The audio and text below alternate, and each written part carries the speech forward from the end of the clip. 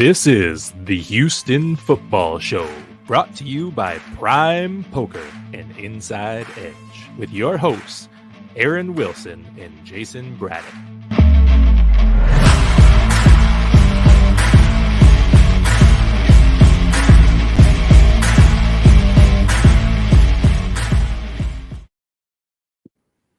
All right, welcome in. It's the Houston Football Show. I'm Shaun in for Jason Braddock this evening from Sports Radio 610. And as always, joined by NFL insider Aaron Wilson, who covers the Houston Texans for KPRC Local 2. Coming up in the show, we'll get into whether or not it's time to move on from Davis Mills, the morale of the team after another loss, the poor tackling continuing to be an issue for Lovie Smith's defense, and the future of this coaching staff. Who's in, who's out next season? What does that look like? How do we get there? And all of those contributing factors that go along with that. And so we'll begin with the former Aaron. Should the Houston Texans be considering a change at quarterback? That's something that he's been asked about 2 days in a row now. What are your thoughts? I don't see the point in changing quarterbacks. I don't agree with the premise that they should change quarterbacks. And I understand asking the question, and it's a valid question, but it just doesn't make sense to me when I agree with Lovie Smith that he gives them their best chance to win. If you look at his performances and how he's played, even though he's played poorly, he's still their best quarterback with the most upside. And I just don't see that Jeff Driscoll, Kyle Allen, that changes things. And this season, quite frankly, is already going in the direction it's going to go in. They're 1-7-1. They're not going to win that many games going forward. They're going to finish in last place. They're probably going to have the first pick of the draft. And they can make all those decisions later. And some might argue, some of the Davis Mills detractors, keeping Davis keeps them in position to draft first overall. He's inconsistent. He isn't, winning these games. He keeps them in the game sometimes. Sometimes he's, causing them to lose the game. It's just really, I don't see like you're going to turn the season around. It's not about one player. This isn't a good enough team that even if they had, Deshaun Watson, the last time he was the quarterback, he won 4 games his last year. And he had probably worse personnel than these guys. He was throwing to Kiki Kuti and Chad Hansen and Kahali Waring. Right. But they still only won 4 games. So, same amount that Davis Mills and Tyrod Taylor combined for last year. And this year they got 1 win. I think they're actually in some ways better than last year's team. But no, I don't see it. I don't see the point in, it's not like Kyle Allen's going to become the future of the position. You're probably better off just continuing to develop Mills. What if he's the placeholder next year until the rookie's ready? What if he's the quarterback deep into next season? What if the rookie's not ready? And people act like they draft a quarterback and all of a sudden, Shaun, that he's the guy and immediately starting and he's a star. It doesn't always work that way. Right. I think they'll need Mills to at the very least be the backup next year. Yeah, I agree with all of your points. And I'm kind of with you in that I don't necessarily understand or agree with the questioning. You say it's valid. I guess, but when I look at what Davis Mills is doing week in and week out, there are many more shortcomings that this Houston Texans team has than just that of Davis Mills. You could talk about the play calling. You could just talk about the overall talent that the offense has at its disposal that's lending itself to a lot of these issues they have, moving the ball on third downs, red zone, taking care of the football. It's a long list, Aaron. And I just found this little nugget to be kind of interesting. And I'll go ahead and share it with you guys. Davis Mills threw for 300 yards for the 2nd time this season, for the 6th time in his career. He hasn't won any of those games. And I was kind of curious. I went back and I looked at some numbers, in fact, a lot of numbers, and I saw that all the way back to 1960. I went decade by decade. And if you go back to 1960, which is now 62 years, when a team throws for 300 yards or more, they win at least 50% of those games. And just watching these games, the way that you broke it down, Aaron, yes, Davis is doing enough more times than not, really, to keep the team in them. There are just many other issues on this team that this organization, in fact, does have than just that of its ineffectiveness at the quarterback. It's a really interesting situation because, it seems like he's regressed. I know he's regressed statistically. He's also being asked to do more, and he reads the entire field, whereas last year he was mostly just throwing to his first read, which was Brandon Cooks, almost first, last, and always, 134 targets. And now I feel like it's changing a little bit, where I was after Brandon, even though he's back in the fold and disgruntled, he's vowed to be professional, and he is, and he's going to play with them for the rest of the year. But Nico Collins is the guy that Davis threw it to 10 times and had a touchdown. And it was a really nice play, a slow-go route. And I thought that, that was promising.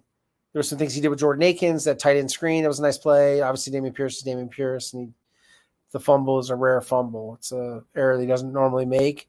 They're still having a lot of problems on offense with interior pressure. The tackles, Laramie Tunsil and Titus Howard, are playing really good football. They only allowed a combined 1 pressure, no sacks last game. Everything's coming up the middle. Dexter Lawrence is legit, and he had a big game against Scott Quesenberry and AJ Cann and Kenyon Green. Where they are as an offense right now, I thought that Davis was confused at the beginning of the game by the blitz packages and wasn't reading it, looked really out of sorts in the pocket. Mm-hmm. And in the second half, he did turn it around, and I thought that he played very well except for the interception. But he's just a guy that's not very consistent, and that's the underscoring factor for him and why I don't think he's going to be a long-term answer. If he was simply a really good game manager that didn't turn the ball over, right, he would give them more to think about. But he doesn't do that. He can't play the way he did in Jacksonville every week. When I thought, okay, that's their formula. I don't know why he can't do that, but if he had the answer, obviously he would play differently. It's just, like anything in life, some people do things well every single time, and some people don't. People that do things well all the time, there's a reason why they're excellent in any business, any profession. And he's not yet one of those guys. He's someone that has some talent. He's got the work ethic. He's got the skills. He's got a lot of tools, and he'll play in the NFL for a long time. But if just speaking very frankly, I just can't see him ever becoming a big-time quarterback based on these 2 years, this body of work. Yeah. And maybe the light clicks on later for him. I don't know. Some guys it does. Yeah. But this isn't a real patient league anymore, right? When it comes to development of quarterbacks, you get a couple years and you got to be good, or you're not going to be the guy anymore. You might just be on teams. And sometimes if you're patient with a young quarterback like Justin Fields, who looked absolutely terrible against the Texans, and now look what he's doing now. Sure. Well, and sometimes too, a particular player or quarterback is able to give you enough, show you enough that if you're in the right situation with the right staff, let's just say in general, that they were able to pull some of those, tangibles, intangibles out of you that work for the offense or work for the team, whatever the role it is that we're talking about with a particular player, in this case, a quarterback. So I just think the stars almost have to align nowadays because the leashes are so short with a lot of these guys to work out. We've got much more to get to. In fact, I've heard the word frustration more times in the last 48 hours, Aaron, than I had really all season long. So we got to talk about the boiling point for this Texans team. Are they there yet? How is team morale being compromised? That's next. Come out and enjoy Houston's longest-standing poker room with a stellar reputation for class and quality, Prime Social Poker Club. At Prime, you'll enjoy an upscale social environment, fully stocked bar, gourmet dining, pool tables, dozens of poker tables, and many other fun games throughout the venue. You can also join their over 21,000 members with a lifetime membership for only $10. What are you waiting for? Get into the game. Come join us at Prime Social Poker Club.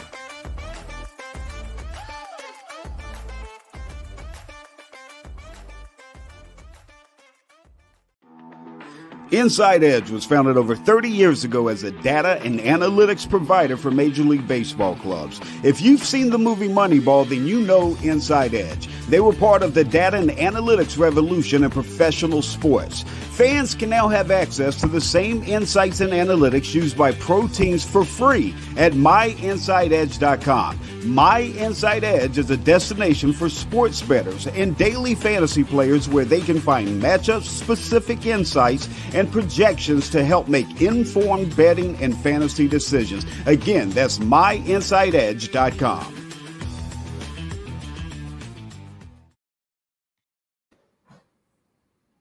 Welcome back to the Houston Football Show. Shaun Bajani in for Jason Braddock. Aaron Wilson on, as always, NFL Insider.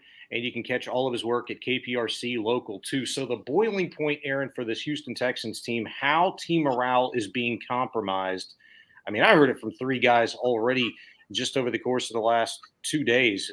Kirksey, Cooks, Akins, they all used the word frustration. They all just seemed like they've had enough. And we certainly know that Brandon Cooks has for a multitude of reasons. But what is your sense, your insight? What are you hearing from the players inside the locker room that the mood or the vibe is after this latest loss? Oh, I think the players are frustrated. I talked to Christian Kirksey at MetLife Stadium in the visitors' locker room, and he showed more frustration even on Sunday. And the emotions obviously very raw and recent as you come off the field. You talk to these guys, they're not giving up. They're not, quitting or anything like that. But, guys are starting to I'm hearing this more and more privately, call each other out for mistakes. There's a frustration factor that's starting to, and everyone will say, well, does that mean the locker room's broken? No, I'd say it's the healthy conflict that you normally have when you aren't winning games. There's got to be accountability. So I don't think that's a problem. My understanding is there's just a lot of uncertainty. You have guys starting to wonder about what's the future for them, for the coaching staff, for the whole organization. And there's a lot of football games left to be played, of course, but is there a lot of hope for this team? How can they win a game? I think the only way they can win is to not turn it over, and for Dameon Pierce to have a epic game, and for the defense to do something they have shown that they're not capable of doing, which is stop the run. If they can't do that, if they can't play more aggressively on defense, more blitzing, with guys tackling better, and I think tackling, everybody talks about, it's a technique, it's a skill. It's also a talent. Some people are better tacklers than others. If you watch how Budda Baker tackles, do you see that on the Texans? Do you see that kind of range on the Texans?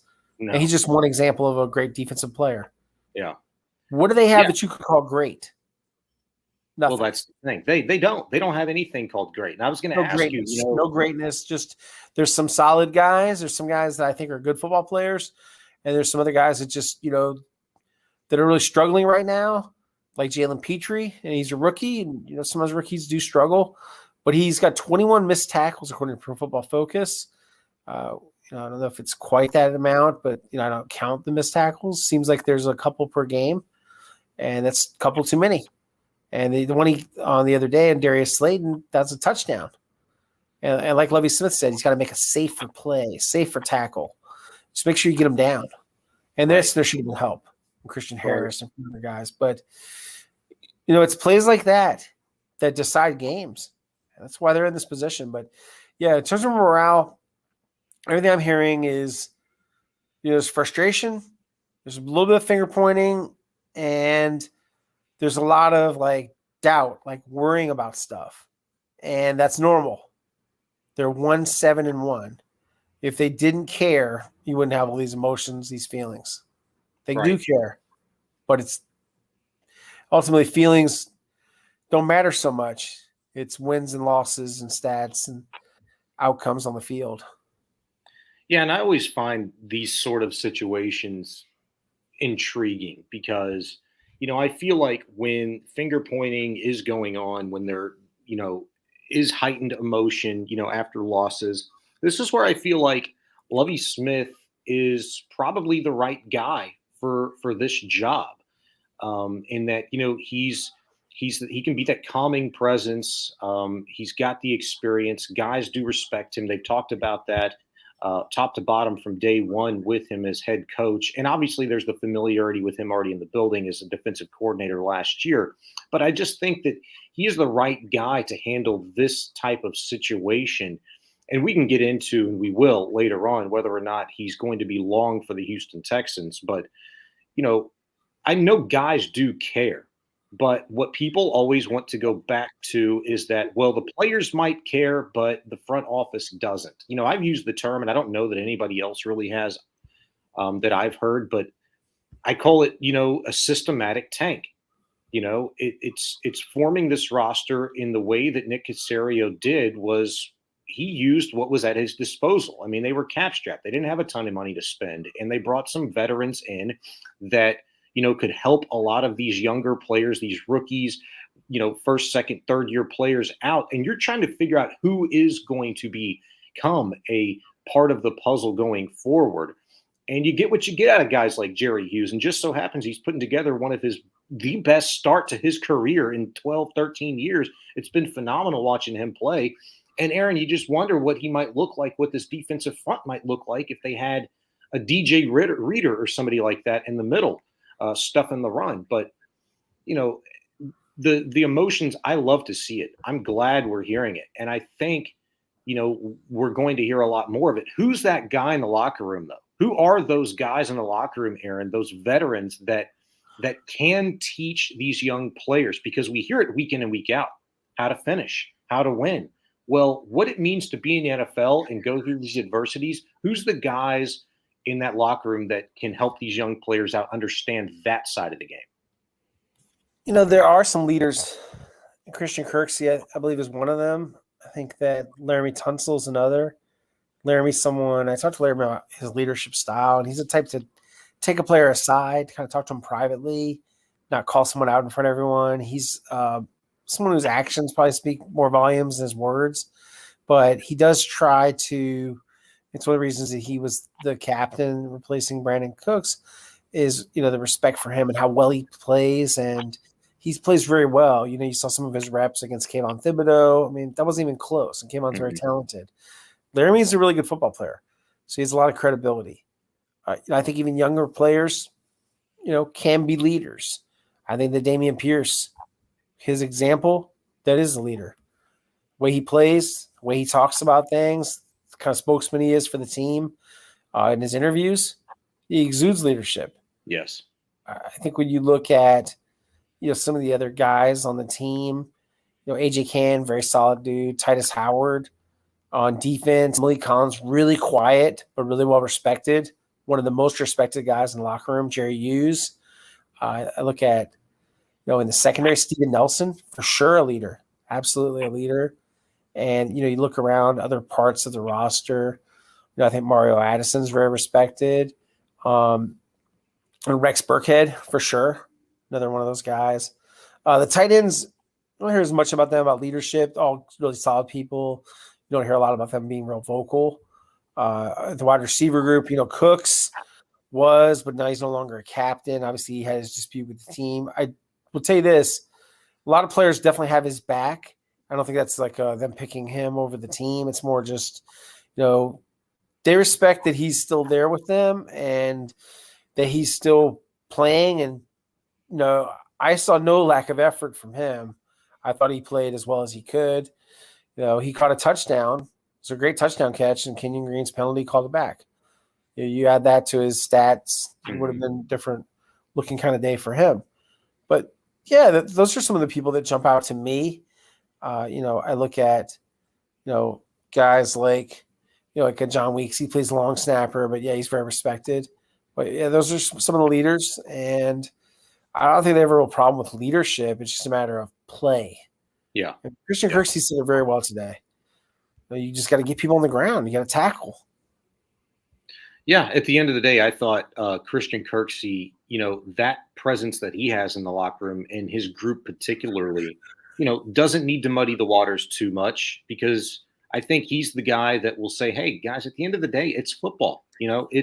There are very fundamental elements that we're not doing, that every single one of you in this room is capable of doing. And I think that sometimes when young players will come into an organization, play in the NFL for the first time, they're not used to losing and having to answer certain types of questions daily and feeling what they feel like from a whole city versus maybe just a college campus, so to speak. So I think that kind of a presence, those veterans that are used to that, are used to hearing the outside noise, learning how to block that out, and answering the tough questions. I think that's something that all of those guys, in fact, that you mentioned, thank goodness for them in this locker room, because it would be ugly, I think, if otherwise. And, it still could be.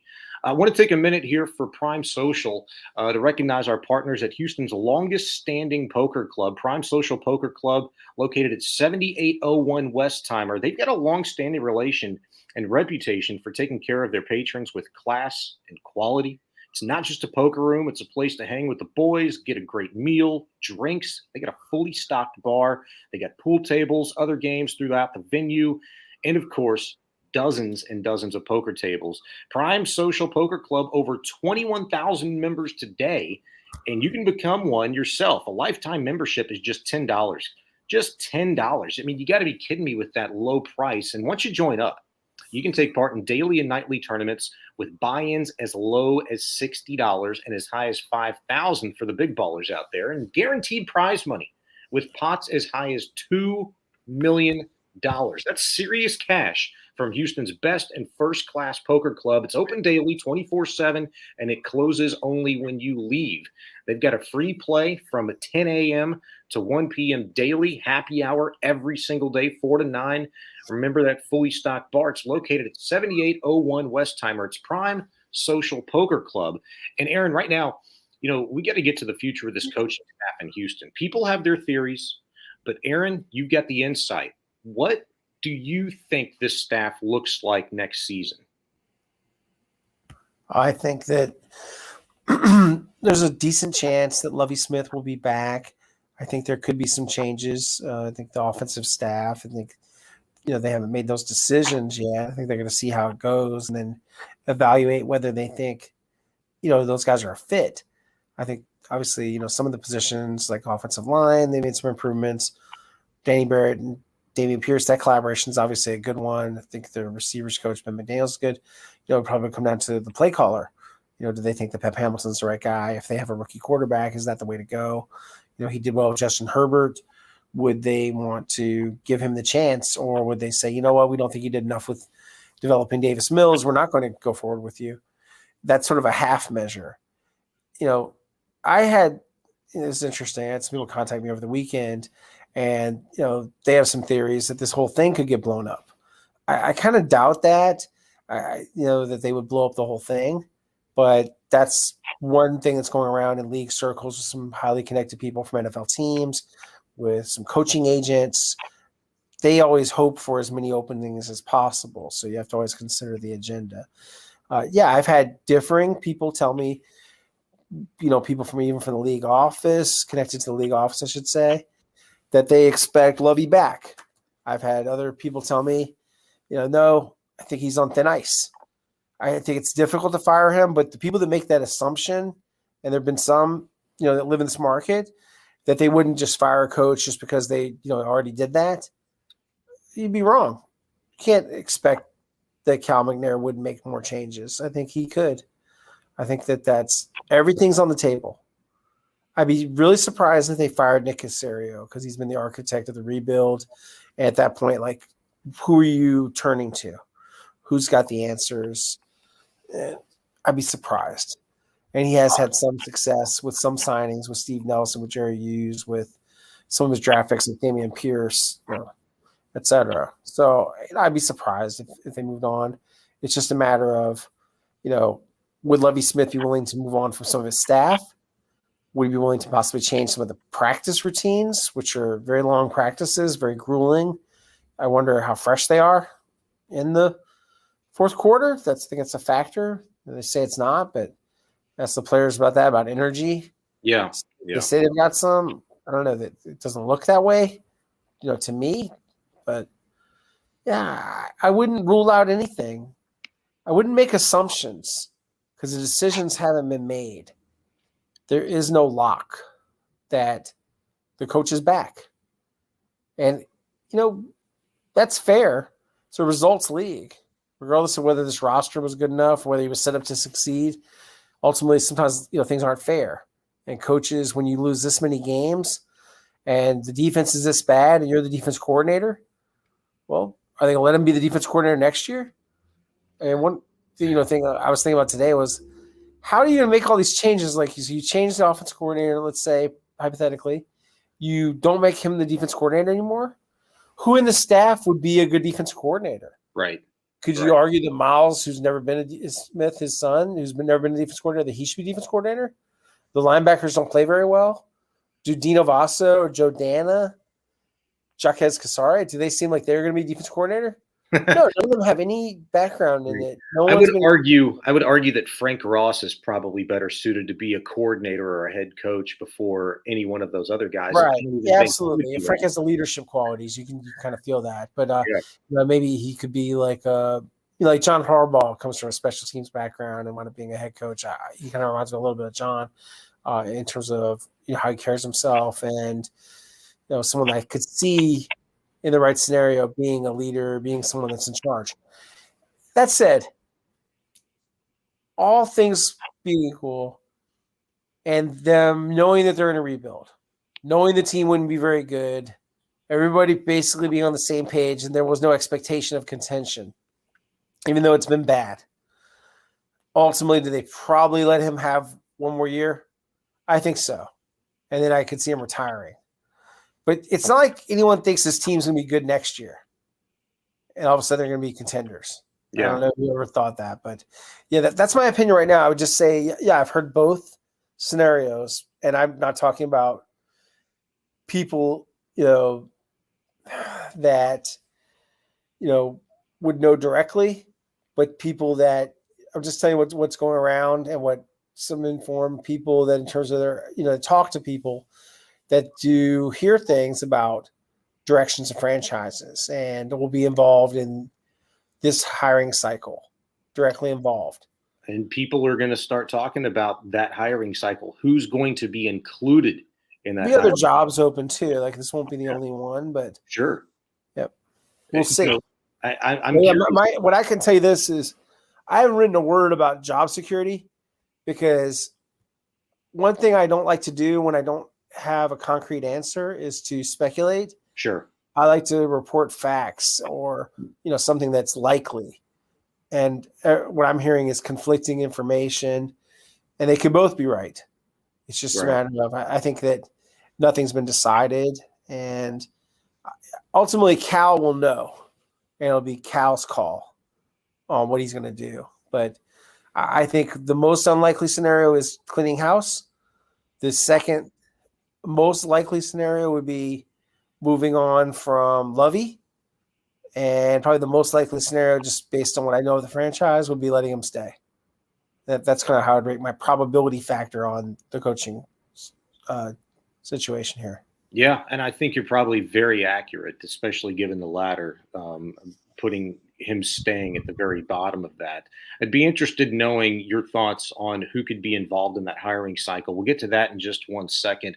I want to remind people, though, that here on the Houston Football Show, we like to use insights generated by NFL insider Aaron Wilson, but also those that have created by Inside Edge. Those insights have been a real game changer in game analysis. Boy, I wish they could help us with analysis in terms of determining who the next head coach for teams is going to be. That would be fun. But Inside Edge was founded over 30 years ago as a data and analytics provider for MLB clubs. If you saw the movie Moneyball, you absolutely are familiar with Inside Edge. And now fans can access the same insights and analytics used by pro teams for free at myinsideedge.com. That's myinsideedge.com.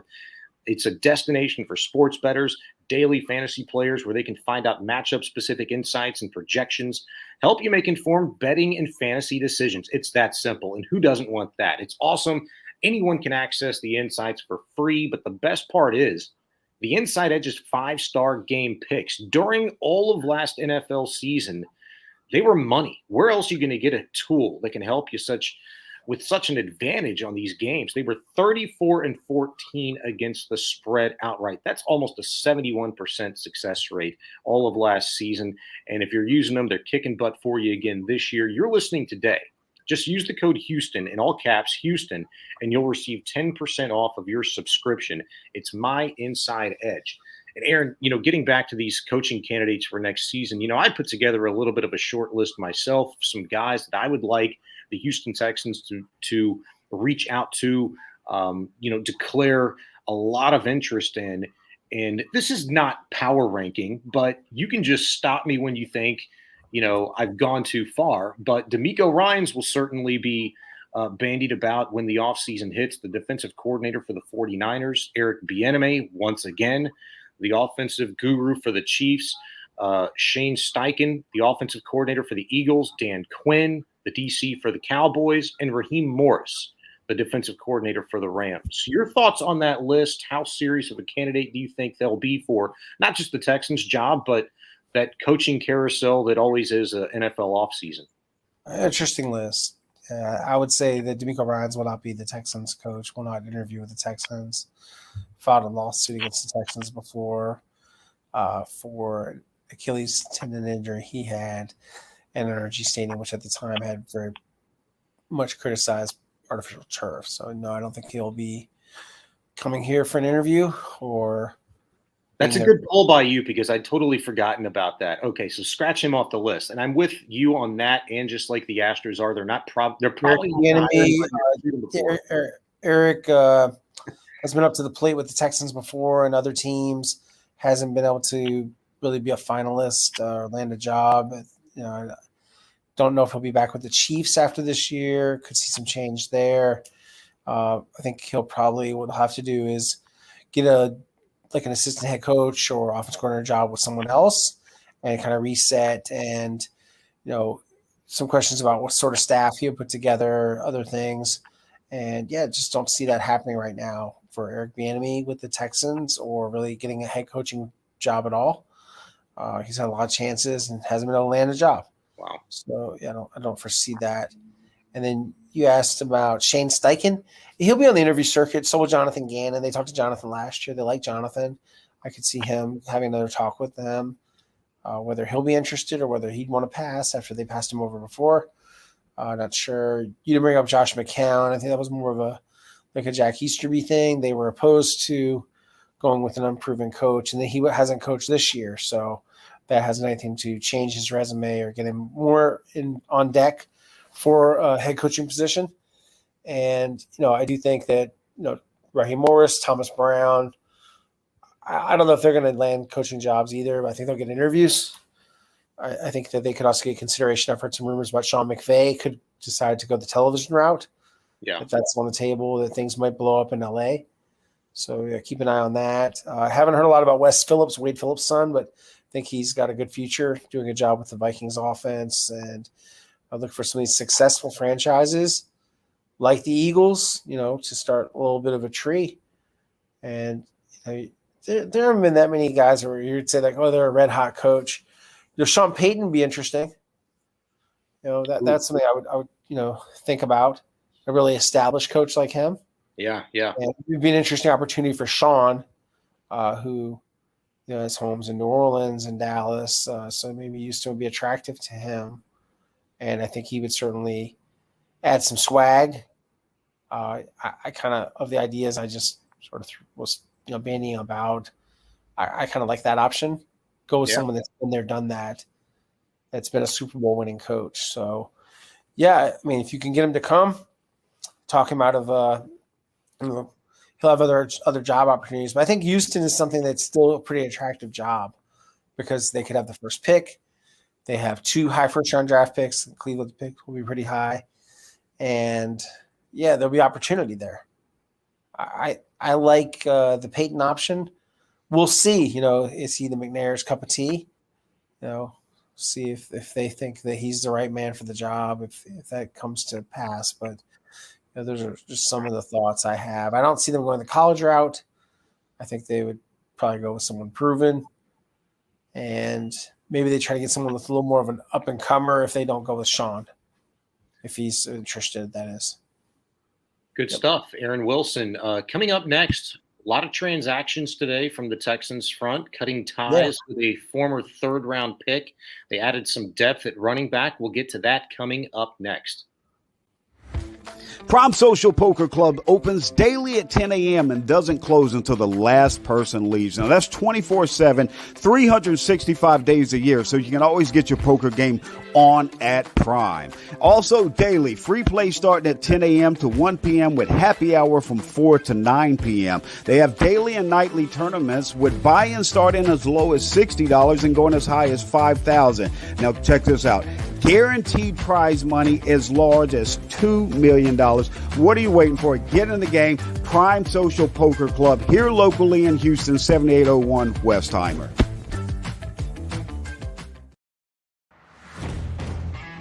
We've told you about the endless insights at Inside Edge, but let us tell you about the real gold mine. They're 5-star picks. And in the 2021 NFL season, Inside Edge went 34-14 against the spread for a success rate of 70.8. And now you have access to these 5-star picks for only $20 per pick, or get the deal of the lifetime.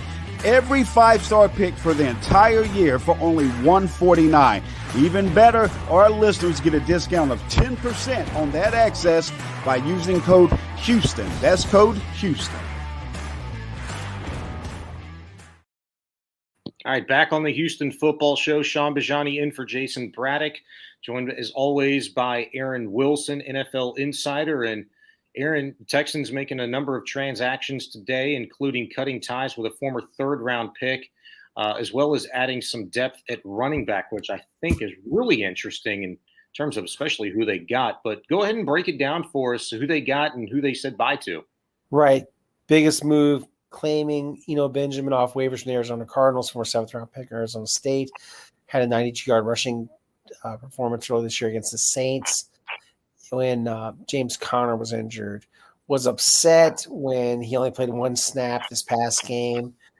Hearing about an argument with an assistant coach, hasn't been named and hasn't been acknowledged by, or his camp. Will be interesting to see if we get a chance to chat with him, if he can shed some light. But the biggest thing is that he has talent and he wanted to play, and he is behind James Conner. So, I think, as a change of pace back, he could help them. He's got some tools. He's a good receiver out of the backfield. He's caught a lot of passes this year. I think he could help this team and give them a better backup option than what they have with Rex Burkhead. And it gives them something to take a flyer on. You just got to see how he is, what's his attitude like, how does he fit, how does he like the offense, all of those things. But interesting that Nick Caserio would do that. He cut Isaac Yiadom.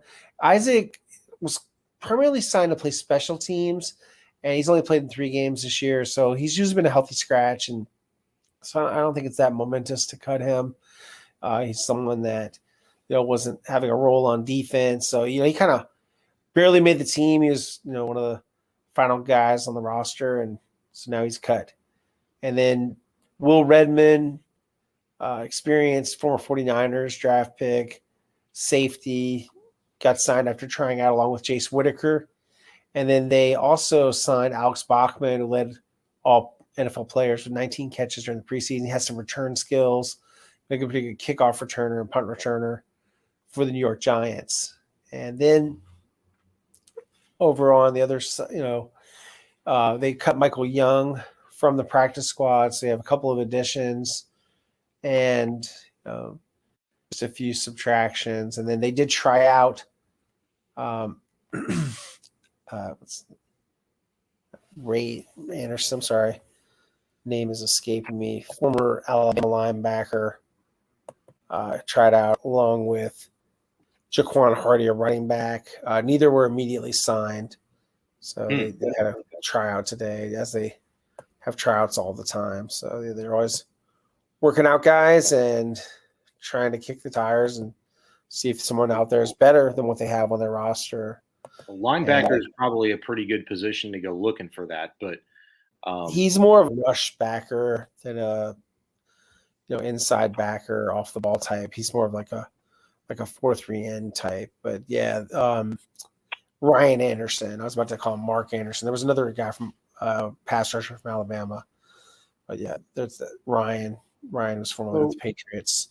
So, Aaron, let me ask you a little bit more about Benjamin. Who the Texans claimed off waivers from Arizona. You kind of broke it down. He was talked of very highly since spring in Arizona camp, and as you mentioned, he proved to be a really capable guy to back up James Conner, who'd missed 3 straight games with injury and has since returned.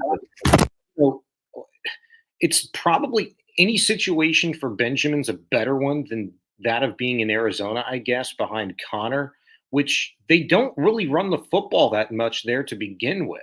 I'm not sure how many touches he plans on getting here. I mean, coming off of an altercation with a coach about playing time and then coming here where Dario Ngumbawale can't even find the field, who, by the way, I thought this was kind of interesting. And mind you, this was a little bit tongue in cheek, but Agumbawale was on the Players Show tonight on Sports Radio 610, and he was asked about getting more carries and how he's going to go about doing that.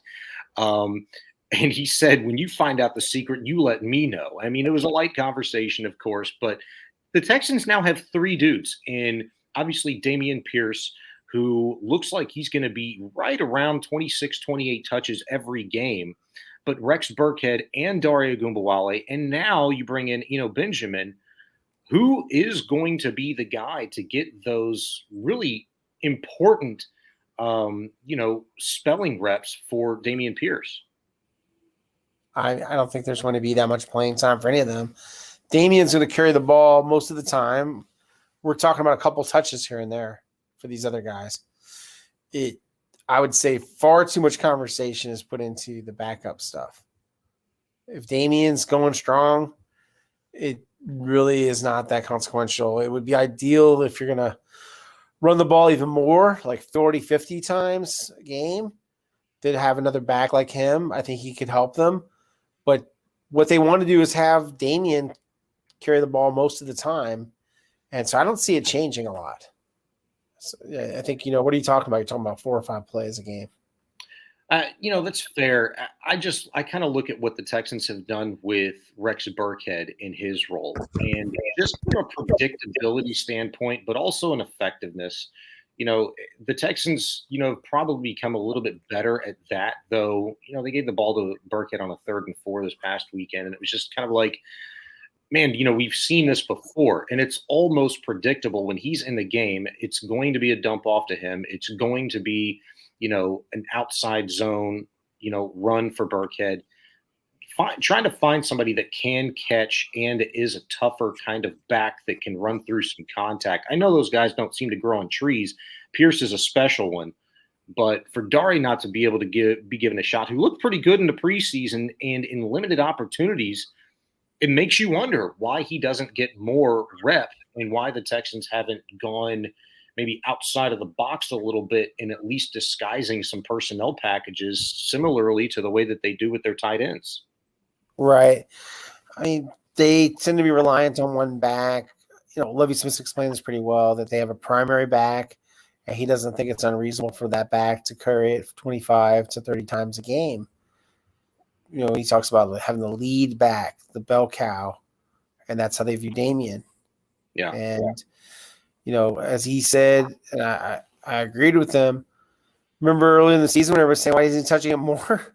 Now people are talking about him touching it less. I mean, so what's it going to be? I'd rather him carry the ball. I don't really need to watch, Benjamin, Rex Burkhead, or Dari touch the ball. I think they should throw it to Dameon, run it with Dameon. As long as he's not, worn out or tired, he should be out there on the field. He's in good shape to carry the ball, touch it 30 times a game. Yeah, I won't disagree with that. The problem I think that I and a lot of other people had too is just that him not being on the field in some of those higher leverage moments that Rex Burkhead. Yeah, it's strange, but he's got to take some breaks too sometimes, right? Sure. Just they seem to be inopportune early in the season. Hadn't been the case too much of late, though. There's been less and less higher leverage moments for him to even be on the field, unfortunately, for the Texans later in these games. Aaron, we'll be boots on the ground tomorrow and the rest of this week, and look forward to talking next week. Always enjoy the conversation with you, my man. Have a good night. Thanks. You too. All right. I want to take this time before we get out of here to remind you guys about the Prime Social Poker Club. It's recognizing our partners, you, the patrons, as Houston's longest standing poker club. It's Prime Social Poker Club, located at 7801 Westheimer. They've got a reputation for taking care of their people. It's not just a poker room either. It's a place to hang out with the guys. You can get a great meal. They've got a fully stocked bar. They got pool tables, all kinds of games around the facility. And of course, they've got a lot of poker tables. It's Prime Social Poker Club. So got over 21,000 members now. You can become one today yourself for just $10. That's a lifetime membership for just $10. And once you join up, you can take part in daily and nightly tournaments with buy-ins as low as $60. And you can go all the way in for $5,000. Guaranteed prize money is pots as high as $2 million. That ain't no joke. That's serious cash from Houston's best and first class poker club. Open daily, 24/7. It only closes when you leave. They've got free play daily, 10 to 1, and happy hour every single day, 4 until 9 at night. Located at 7801 Westheimer. It's Prime Social Poker Club. This has been the Houston Football Show, brought to you by Prime Social Poker Club and Inside Edge.